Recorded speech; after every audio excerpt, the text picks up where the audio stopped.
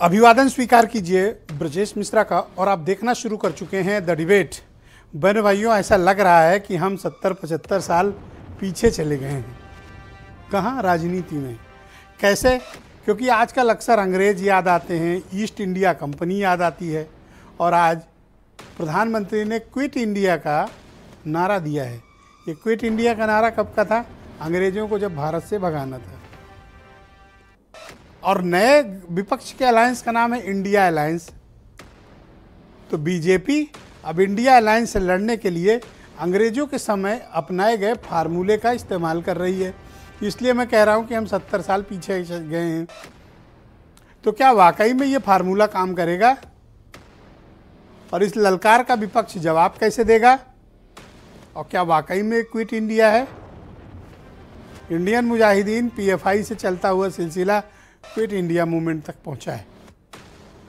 क्या वाकई में अब सत्ता का घमासान बड़ा दिलचस्प हो गया है? और आज की हमारी चर्चा का मुख्य केंद्र बिंदु यही है। बहन भाइयों, आज राजस्थान की एक बड़ी रैली में प्रधानमंत्री ने विपक्ष के इंडिया अलायंस के खिलाफ एक समानांतर नारा दिया। और वो कब का दिया? Quit India movement. अंग्रेजों भारत छोड़ो आंदोलन स्वतंत्रता आंदोलन के भारत के इतिहास के सबसे सफलतम आंदोलनों में से एक था। उस आंदोलन को आज भी जब लोग याद करते हैं तो रोंगटे खड़े हो जाते हैं। उस एक अकेले आंदोलन ने ब्रिटेन की राजा की सत्ता हिला डाली थी।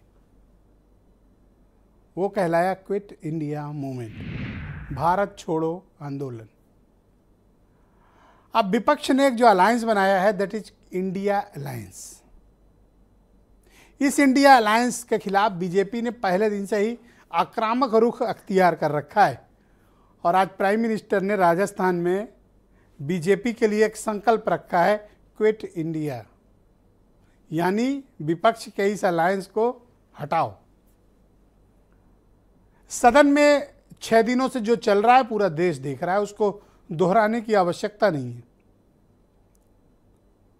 हेड ऑन कोलिजन है संयुक्त विपक्ष बनाम भारतीय जनता पार्टी। संसद चल नहीं पा रही है, प्रतिदिन ठप हो जा रही है। मुझे नहीं लगता कि कभी इससे अधिक किसी कार्यकाल में इतने समय तक इतनी बार सदन स्थगित हो, सदन डिस्टर्ब रही। और ये सिलसिला सिर्फ इस सत्र में नहीं है, पिछले कई सत्रों से मैं देख रहा हूं कि सदन में एक दूसरे को बर्दाश्त करने की स्थिति बची नहीं है। सत्ता पक्ष और प्रतिपक्ष दोनों की कमोबेश यही स्थिति है। तो आज जब प्रधानमंत्री ने ललकारा है क्विट इंडिया, क्या बीजेपी इसी नारे के साथ आगे बढ़ने वाली है? और क्या यह फार्मूला काम करेगा? Indian Mujahideen PFI east India से शुरू हुई बात अब पहुंची है क्विट इंडिया। लेकिन क्विट इंडिया वाले, जो इंडिया अलायंस वाले हैं, वो बहुत ही सधी हुई चाल चल रहे हैं। उन्होंने सदन में नो कॉन्फिडेंस मोशन मूव किया है ताकि सरकार को जवाबदेही के दायरे में लाया जा सके। लेकिन अभी सदन में तय नहीं हुआ है कि किस दिन अविश्वास प्रस्ताव पर चर्चा होगी। सरकार एक का एक करके सारे बिल पास करा रही है। तमाम मतभेद भी उभर कर सामने आ रहे हैं। और आज राजस्थान में सुबह सुबह मुख्यमंत्री और पीएमओ के बीच काफ़ी करारी बहस हुई ट्विटर पे। वहाँ के मुख्यमंत्री और पीएमओ के बीच आज प्रधानमंत्री कार्यक्रम को लेकर बड़े ज़बरदस्त मतभेद सामने आए। दोनों एक दूसरे पर आरोप लगाते हुए दिखे। लेकिन बहनों भाइयों, राजनीति के जिस मुकाम पे हम पहुँचे हैं है बहुत दिलचस्प, और इसको बड़े गौर से देखना होगा। और देखने के साथ साथ इन दिनों समझने की बहुत आवश्यकता है। ऑब्जर्वेशन, कुछ चीज़ों को ऑब्जर्व करना चाहिए। ये राजनीति का ऑब्जर्वेशन काल है। कुछ आप स्टेटमेंट सुन लें, फिर आज की डिबेट को हम आगे बढ़ाएंगे। महात्मा गांधी ने नारा दिया था, क्विट इंडिया। अंग्रेजों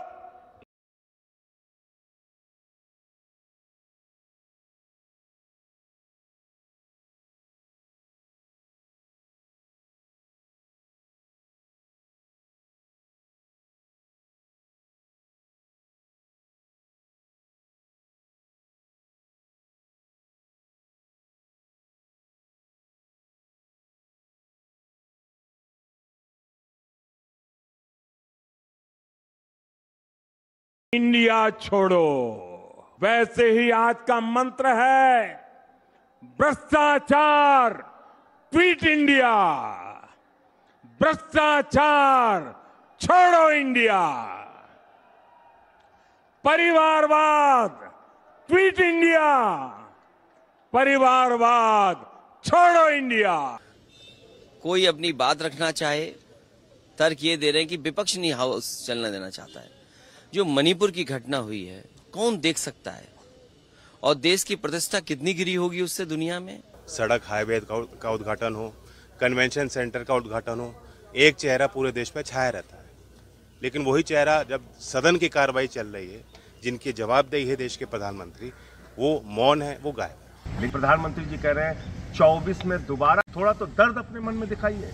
तैयार नहीं, अभी भी आपको चिंता। विपक्ष को भी समझ गया है कि डू और डाई, करो या मरो, अंतिम मौका है। अब की नहीं जीत पाए, खत्म, विपक्ष का सफाया। इसलिए विपक्ष भी जी जान से पीछे लगा हुआ है।